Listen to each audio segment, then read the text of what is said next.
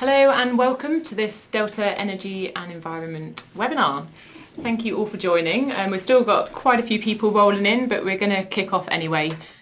Thank you to those who have sent some questions in already, saying that you can hear us loud and clear. Perfect. For those of you that don't know, there is a question box in the webinar software. Please do use it and send your questions to us throughout. There will be time at the end to answer these. So today, as you've probably gathered, the webinar is about energising the value chain for residential heating in Europe. And we're going to be looking at products, installers and customers and how they can disrupt the market. So my name is Philippa Hardy, or Pip for short, and I'm a senior analyst at Delta Energy and Environment. And today I'm joined by my two colleagues. Hi, I'm Jenny, an analyst at Delta EE. And my name is Lucas, and I'm also Senior Analyst at Delta Energy and Environment. So in order to kick off, just a very brief overview of today's agenda. We will have a very short introduction to Delta Energy and Environment and what we do for you. Before we then go into the core of the topic and look at how to energize the value chain for residential heating in Europe. Okay, perfect. So we have got quite a few different types of companies on our webinar today. Some of you already know us, so thanks for joining into those. But we do also have some new faces. So we'll just spend a minute just describing who we are and what we do. So here at Delta Energy and Environment, we're a specialist research consultancy, and we specialise in distributed heat and energy. And what we do is help our clients navigate the transformation of this energy system, which is definitely transforming into a more distributed, customer-centric and service-orientated energy future. What we really do is concentrate in the two yellow bubbles there that you can see on the screen. There's really the demand side. We look into technology insight, customer insight and market insight. And we provide this through different sorts of reports and many different sorts of research services that Lucas will come on to talk about. And we work generally for a few different types of client groups, as you can see here, so product manufacturers, energy suppliers, as well as policymakers and technology specialists. So, as Pippa already mentioned, we have different types of offerings for our clients. On the one hand, we have the research services, which are basically a kind of an ongoing multi-client study, a subscription service which delivers reports throughout the year to all subscribers. These are clustered around three main topics: digital and services innovation, for example the connected home service or the new customer data analytics service; distributed generation and demand side flexibility, including our energy storage service and the distributed power service; and last but not least, the heat cluster, out of which today's webinar has been taken. On the other hand, we also provide consultancy to our clients. These are bespoke studies on topics and questions which are most important to a specific client. These can be around market analysis and forecast, strategy, policy and regulation, and other topics. Last but not least, we also provide a range of summits like the European Connected Homes and Energy Summit, the Micro-CHP and the Heat Pumps and Utilities Roundtables. These summits and roundtables are aiming to bring together experts from different parts of the energy industry, and they are aiming to create discussion and an exchange of information in the industry. So today we're going to be focusing on research from our Pathway service. This is an annual subscription service, as Lucas previously explained, where we provide insight, forecasts, quantification and tailored support into the disruptions that are happening to Europe's residential heating markets. Here you can see the four key ways in which we do this. So right from the top, we have got high-level European market insight that keeps up to date with the latest developments and trends in this space, right down to granular analysis that drills down into the detail of key countries in Europe. The flags you can see there, the 5 key countries, And this really combines both quantitative and qualitative data into our proprietary Pathways tool. And finally, we also complete bespoke sensitivity analysis using this tool to answer your key questions, such as the uptake that a specific technology innovation might stimulate and who it might appeal to and which housing segments would offer the greatest opportunity. Okay, thank you, Jenny. So let's now dive directly into the core of our core of the subject, as Pip is going to give us a short overview of how today's value chain is set up and why we need to look at this topic. Okay, so you can see here we've tried to make a complex value chain look very simple, and as the name of the webinar suggests, we are going to be talking about this value chain and for residential heating products. Now, as the diagram suggests, there are clearly many different routes to the customer, and with many different variations or combinations being used across Europe. The traditional and dominant value chain across Europe is shown here. So it really starts with the manufacturer direct into the wholesaler, which then leads to the installer, who has contact and relationship with the customer and ultimately sells the product to the customer. So is a pretty important part of the value chain. However, across all of these different types of value chains, it really is the changes that could be made by manufacturers, installers and customers themselves that can really create disruptions in the market. And we're seeing lots of examples of this today, and that's what we're going to be talking about. So given this, we're going to stick with these three key parts of the value chain and how energizing, engaging or innovating with these three parts of the value chain can lead to market changes.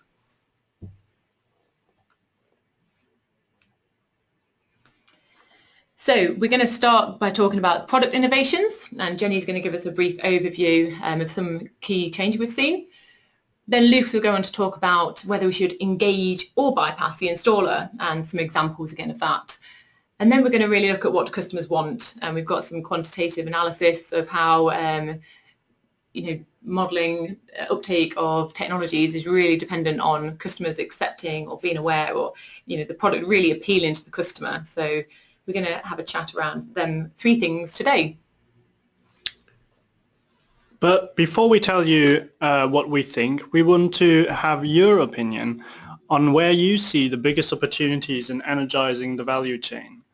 Do you see product innovation as a key? For example, having the best looking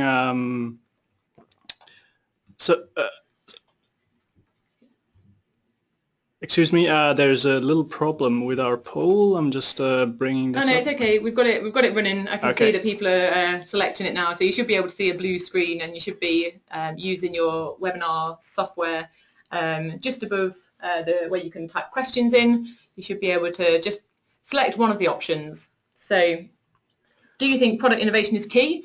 Is it all about having the best looking product or the cheapest product or maybe the most efficient product? Or is it about customers? Is it about really engaging with them, making them more aware, educating customers, having a fantastic customer proposition or business model that really addresses some of the customer barriers?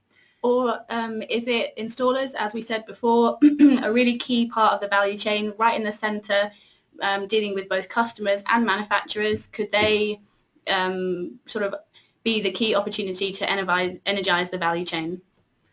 Okay, so we are having 77% of participants voted by now.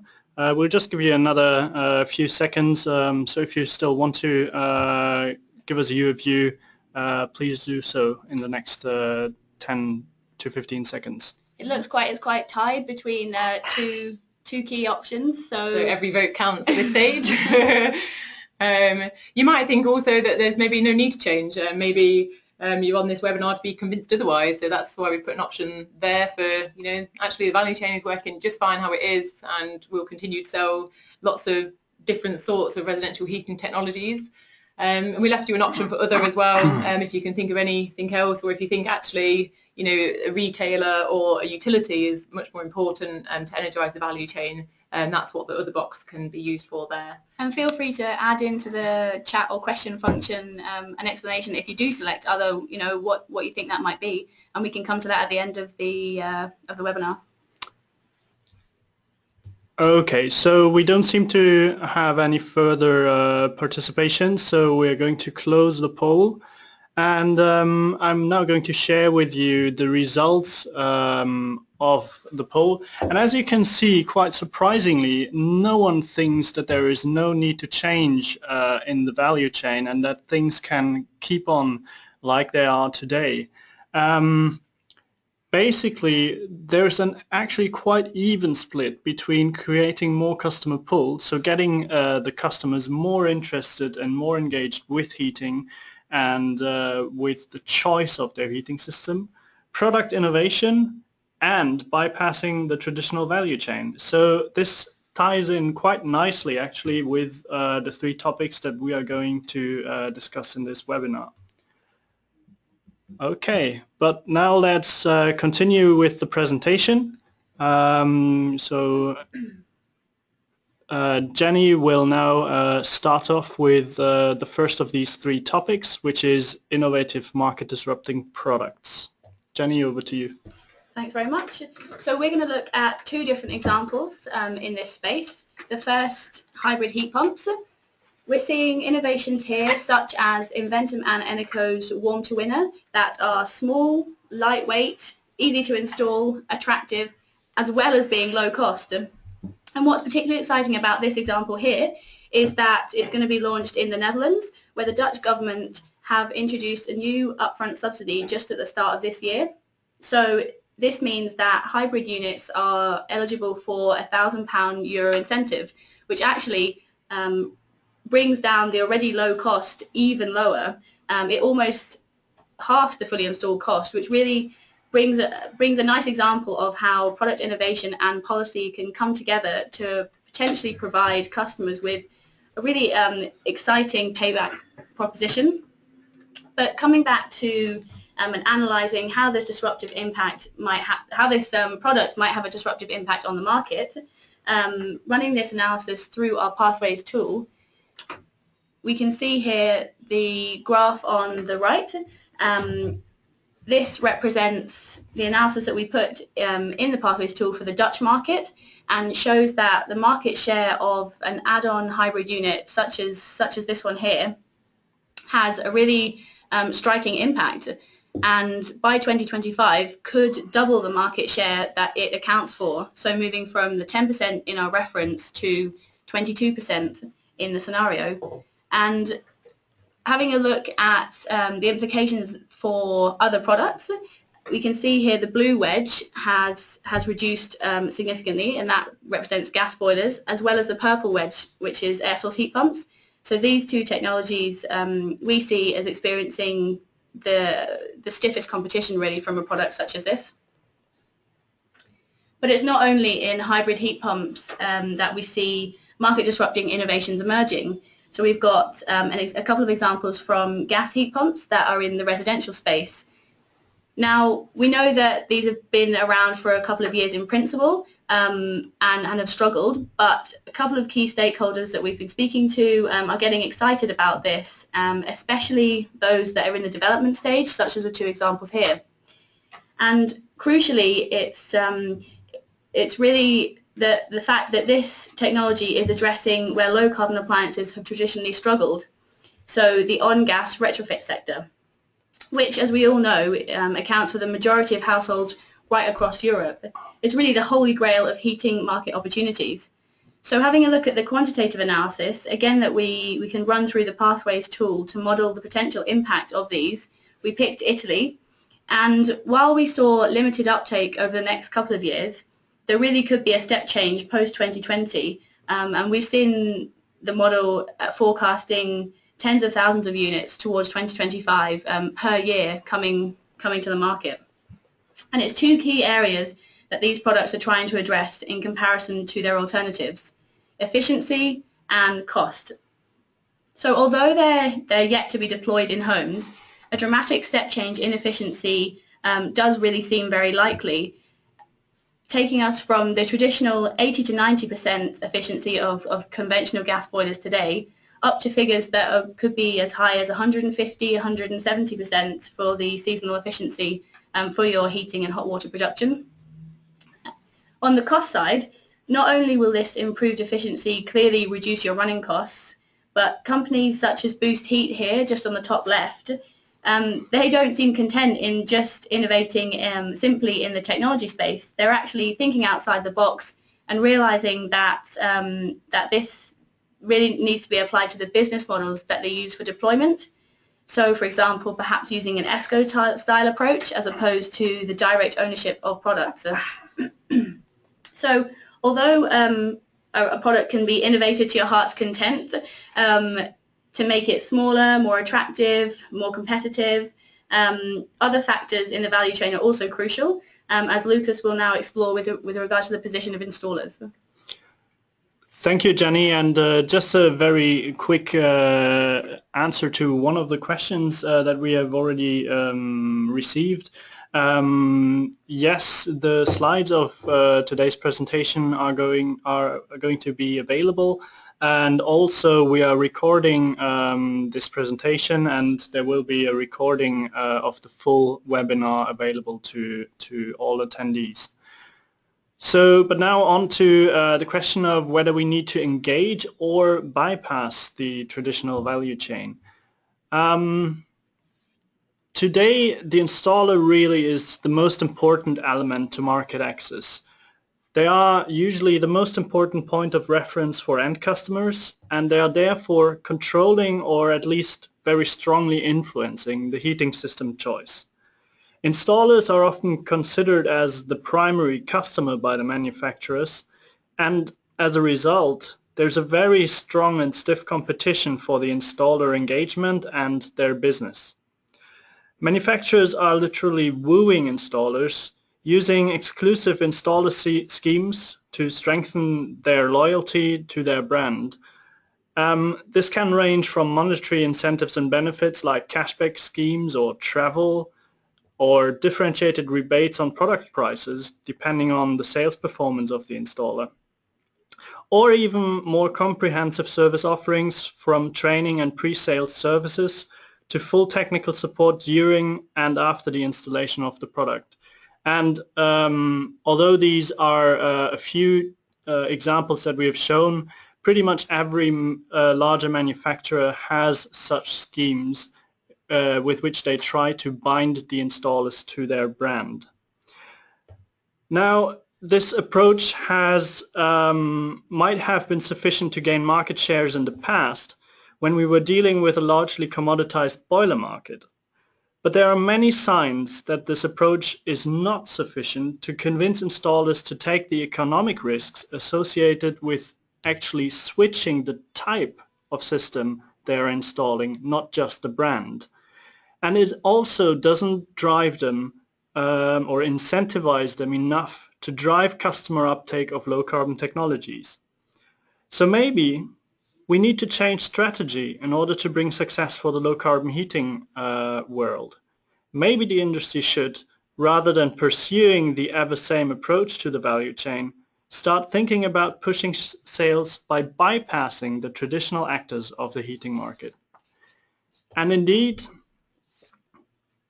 we are seeing more and more companies choosing this path. They are starting to replace parts of the traditional value chain, or starting to place themselves in between the traditional value chain partners. As a result of this, these companies are starting to take over the customer access, and they are putting themselves in a very powerful position when it comes to the decision of what type of heating system a customer chooses.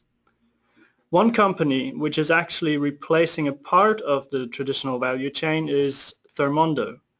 Thermondo is a German startup which aims to become the Amazon of heating, providing most of its services online, but, and that's why I said that they are currently replacing part of the value chain, they are also acting as an installer at the same time. The core of the offering from a customer's perspective is that Thermondo is providing a firm proposal after only a short set of questions and some photos having been provided to the company. So the process of buying a new heating system is significantly reduced. There is no need for a site visit in most cases, and it makes the whole process much quicker and much more comfortable for them. Also, what we do see from other research is that there is more and more an expectation to be able to do these things online. Interestingly, a large German heating manufacturer, Vaillant, has recently chosen to go down a similar route. But opposed to Thermondo, who are relatively free in their movements on the market, Vaillant has an existing relationship with the traditional value chain. That this value chain is not the most open to changes, you could say, has shown itself when the German Installer Association launched a very strong backlash against the new offering. They reproached Vaillant of having unilaterally severed its ties with the German installer trade, and they have more or less openly threatened a boycott of the company's products by its members. So far, Vaillant has not backed down on their decision though, and we currently expect that the new offering is here to stay for the foreseeable future. Last but not least, there are other companies in other markets which are already today rolling out heat-as-a-service business models. One example for this is Best Green, a company whose business model we have analyzed in our Energy Services Innovation Multi-Client study. Best Green are a small Danish startup which has just recently won the European Heat Pump City of the Year award by single-handedly switching over about 30% of a local community's oil demand to heat pumps. And just a few days ago, the Danish government announced to provide up to 25 million Danish crowns of support to up to 5 companies which would like to set up a similar business model as Best Green, which shows on the one hand the support and confidence that the government has in this initiative and should really be kickstarting the market for this business model. Their offering works similar to a district heating scheme where customers pay an initial connection fee and a fixed rate for every kilowatt hour of heat consumed. This takes away all risks associated to the performance and the reliability of the product from the customer, which in turn provides them with the peace of mind and the security which is needed by a majority of people to embrace a new type of heating system.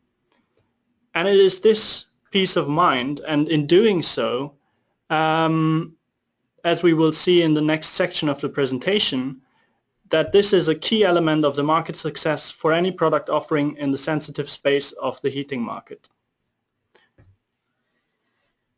Okay, so both Jenny and Lucas have put forward some really interesting case studies, analysis and arguments for really engaging and innovating around products and installers. But now I'm going to tell you about customers and why customers are important. So, I mean, customers are absolutely key in the value chain, as you're probably all quite aware. They're the ultimate decision maker in opting for a heating technology. And here at Delta, we carry out a lot of customer research with customers all over Europe in this example. So from this research with customers, it's quite clear that for them to engage in any new technology or maybe energy efficiency scheme or even energy services, there has to be a significant effort to engage with them. Where customers do engage or are sufficiently maybe held by the hand and made aware of these things, we see much higher potential for novel offerings and business models as well as new products. And of course, products must also meet the customer's need to give them the pull in the first instance. Now, while customers' types vary dependent on the different markets, so we're going to talk about the ones highlighted here, one element that's similar across all different types of customers and cannot be underestimated is the importance of peace of mind in the customer relationship. So I'll quickly talk about the UK first. Our Heat Insight service runs primary customer research with UK homeowners on a yearly basis, and from their research, it was done quite recently actually, we talked to a panel of homeowners and we found that the majority of customers prioritised reliability and comfort of their heating system over the costs of running it. What does this mean? Basically, customers are prioritising being warm and the heating system not breaking down. So quite straightforward, really. We also found that customers are willing to pay for this peace of mind. So here's a graph here on the right-hand side. 75% of those we surveyed were willing to pay an amount for that peace of mind through a servicing contract. Typically, servicing contracts around £10 to £15 per month would help customers to receive the guarantee they want. But as I said before, the value of this peace of mind can't be underestimated, and some customers clearly, even a small minority, but still, they really are willing to pay a significant amount, up to £40 per month. The other thing to note here is quite interesting that servicing contracts are most commonly taken out when purchasing a brand new boiler, despite the fact that most boilers these days come with a 7-year warranty. So again, it really is emphasising that point on customers need to be sure, they need to be guaranteed, they need lots of trust and peace of mind. So through our connected home research, we've also carried out a number of different customer research. And the one I'm going to talk to you now about is the appeal and willingness to pay of residential controls and associated services. So we can infer from the appeal of remote monitoring packages, shown here for France and Germany and Sweden, that the willingness to pay for them is there really. People are willing to pay for security around the system, the knowledge it won't break down, and many other factors that are in these boxes here. So it really is important to customers. But I guess the biggest question is, I'm pretty sure some of you are already asking on the question boxes, how do we quantify the impact of peace of mind, comfort, and other such non-economic drivers? How can we really, say, okay, well, if I release a new product, what do I need to do, and how much of an impact will it have on how high my sales can grow? So of course we've also done that sort of analysis, and I'll just use an example here. So we've modelled the uptake here of a new business model by including customer soft factors. Now that's a delta EE word, so I'll just explain. What we mean by customer soft factors is non-economic factors really that make up customer pull, such as appeal, awareness, or maybe the impact of a big marketing campaign or install of engagement. And these customer soft factors together we add into our techno-economic analysis to show how critical customer engagement can be. So for example, let's take the new proposition by Cloud and Heat. So this is something our Energy Services Innovation Service has found out about, along with 36 other global top in energy services innovations. So here we've just modelled, actually maybe I should tell you a little bit about Cloud and Heat before I roll off. In a nutshell, Cloud and Heat pays customers pay upfront for a Cloud and Heat heating system, but then receives free heat.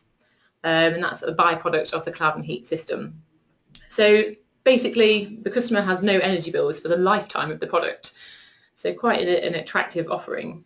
And there's also different versions of this in Netherlands and France, pretty much similar business models, different countries.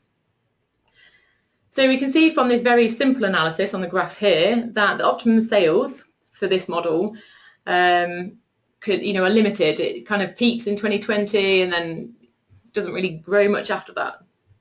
And this is mainly due to, okay, you have early adopters that are maybe interested, a bit more aware, understand a bit more about the technology behind the Cloud and Heat heating system, and are maybe into gadgets and really want to give it a try.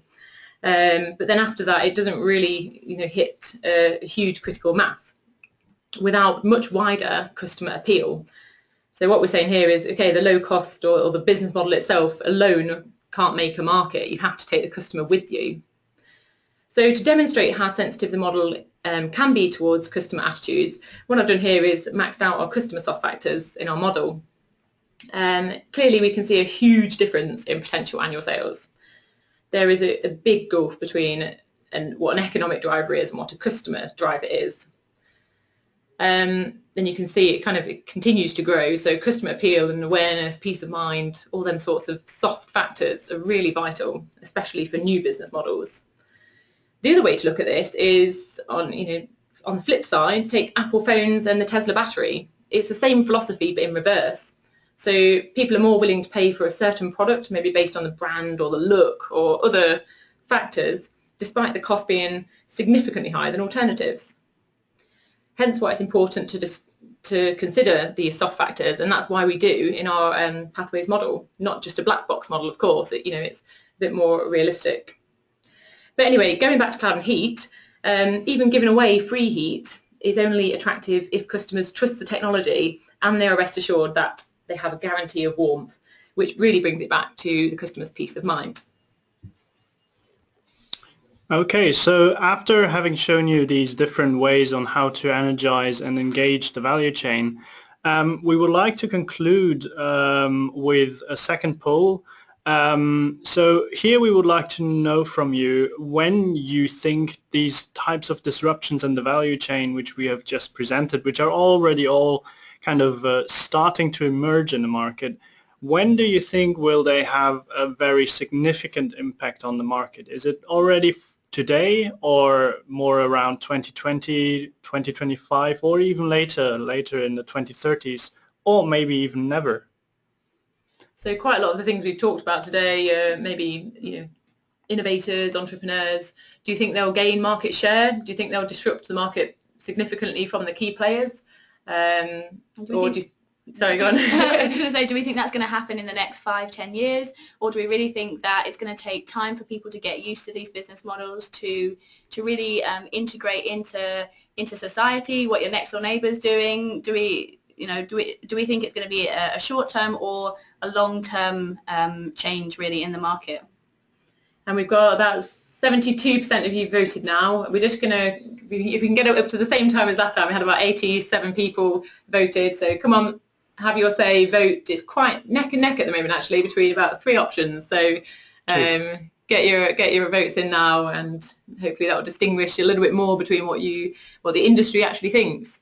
And it'd be really interesting actually to find out what you guys think, because there's quite a disparate number of companies on the line. We have product manufacturers, we have some startups, some innovators, we have technology specialists, control specialists, suppliers, I think even policymakers. So it'd be really interesting to capture all that in this poll today. Then we can share that with you. We'll bring that results again up onto the screen and let you guys see what you voted for. Okay, and also if you should have any comments on why you have voted in a specific way, please don't hesitate to share them with us via the question functionality. If you don't want these to be shared wider, then just let us know, and we would be very interested in engaging in a discussion with you about these topics. But as I've seen, we don't seem to be receiving any more votes, so I will just close this poll and show you what the results are. And this time, as we quite clearly see, there's a much clearer a much clearer vote or a much clearer pattern in the decision. So only quite a few people think that either the strong impact is really here today, and or that it will only come in 2030 or afterwards.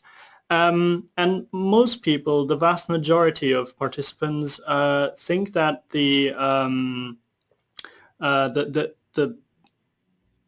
value change, and that the value chain disruption will really start to make an impact on the heating market in about 2020 to 2025.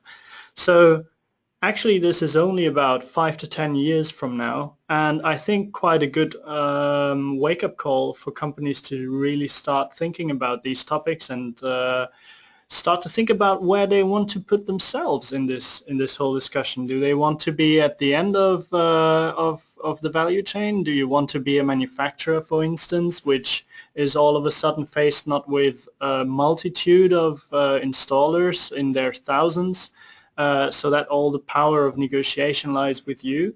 Do you want to all of a sudden face someone who's ordering thousands of units at a time, so that the negotiation power is taken away from you?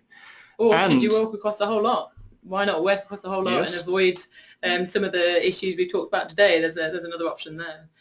But we should wrap up now. We've just hit the half an hour mark. But please do send through your questions now. We do have some time to take questions. And just to summarise what we've been talking about today, we have concentrated on residential heating in Europe, and we've been looking at product innovations, value chain disruptions, whether we should engage or in bypass with installers, and a bit of customer insight and positioning customer propositions and how they would have an impact on, for example, a new business model or product. Now, this has all been taken mainly from the Pathways service, but we have also used some insight from a number of our other research services, which are just on the screen now. And obviously, we have a lot more detail than just what we've presented to you today. This is just a free webinar. So if you do want more insight on any of the things we've talked about today or more of the granular detail, then please do get in touch. We'd be happy to have a conversation with you. So over to the questions then. We'll spend just another 5 or so minutes on the questions. So we've got a few in already, but if there's any more, we have got time to answer some more questions. So please do send your questions through. It'd be great to get a bit more of a discussion going. The first question is on the Eneco product. So I think Jenny or Lucas, this one for you. So the hybrid add-on heat pump. Okay, so what types of can the product fit into all types of homes, is the question. Okay, so we're seeing that the initial segmentation and type of home that will be targeted is those with mechanical heat recovery ventilation units. And so, for example, in the Netherlands, that represents about 30% of the housing stock at the moment. So if we link back to the forecast that we ran to have a look at the impact that might make on the market, a product such as the Eneco unit, we found that over about a 10-year period, half of those homes could or were kind of leaning towards installing one of those units.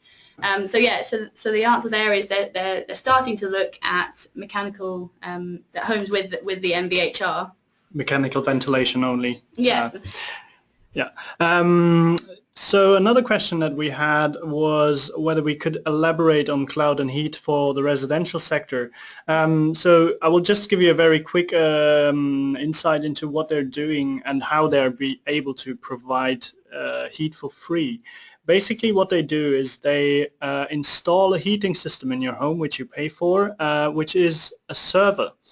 And it's the waste heat of this server, of this cloud server, that is used to provide the heating in your home, and all the energy costs that the server has are being paid for by the users which buy the cloud services that the company offers.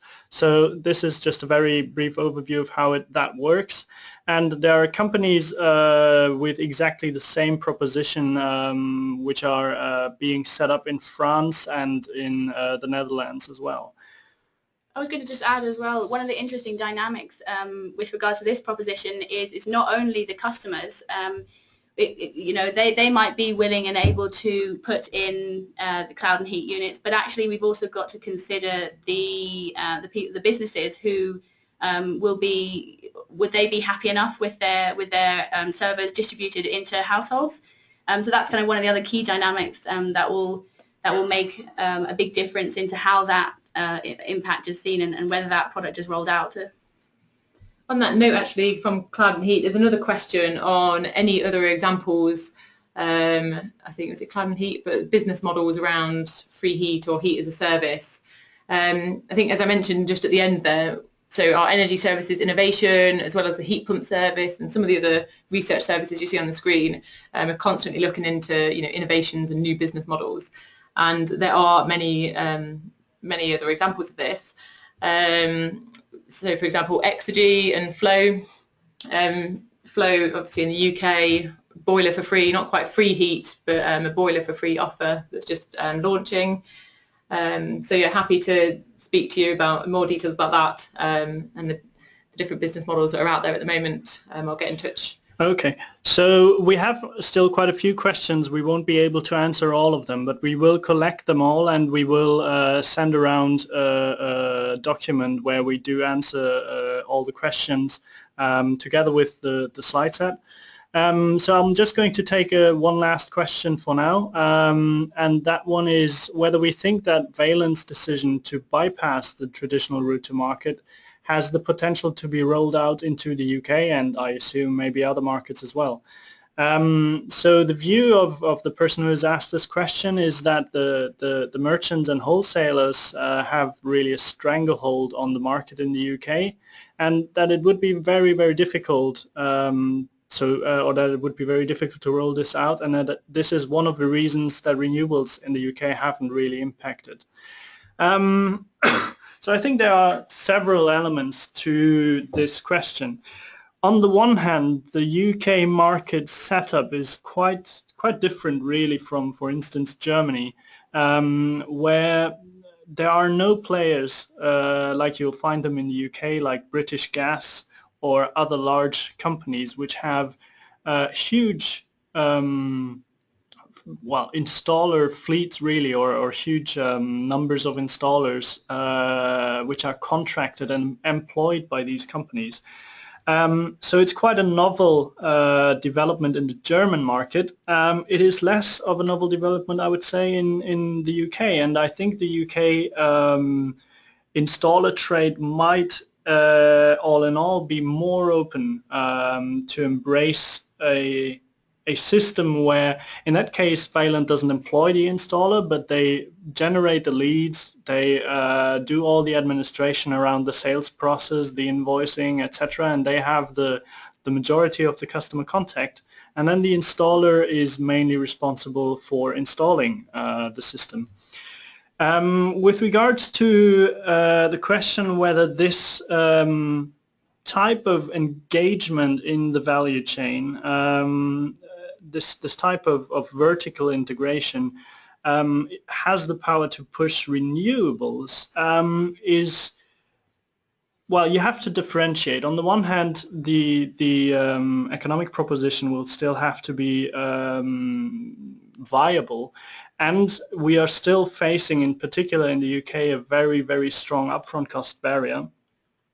But if you can overcome these issues, then yes, I think that if you have a number of engaged installers, of very well trained installers, which do not have, in the back of their mind always this fear that, do I really want to install a heat pump now? I've never installed one. How often will I have to go back, etc., to fix things? So I think that a corporate installation fleet could overcome some of these barriers, which are really barriers on the installer side.